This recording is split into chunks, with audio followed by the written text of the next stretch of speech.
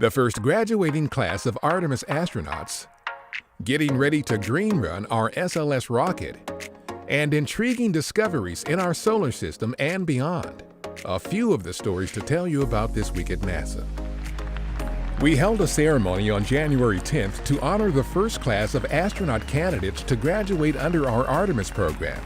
After completing more than 2 years of basic training, the graduating class, which includes 11 NASA astronauts and 2 Canadian Space Agency astronauts, will become eligible for space flights, including to the International Space Station, Artemis missions to the Moon, and ultimately missions to Mars. On January 8th, teams at our Michoud Assembly Facility in New Orleans loaded the first Space Launch System or SLS rocket core stage for our Artemis program onto the agency's Pegasus barge.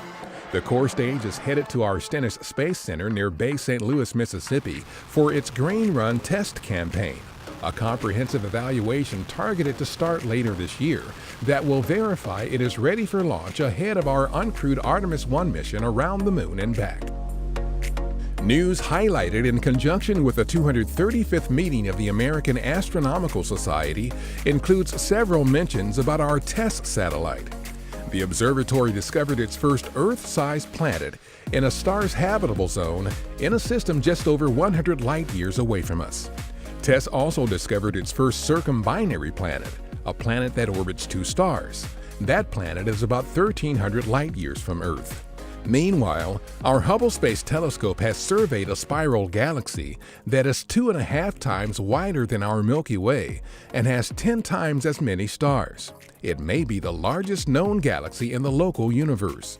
And the Sophia Flying Observatory captured a very detailed infrared panoramic image of the center of our Milky Way that could help inform future research on the formation of massive stars and supermassive black holes.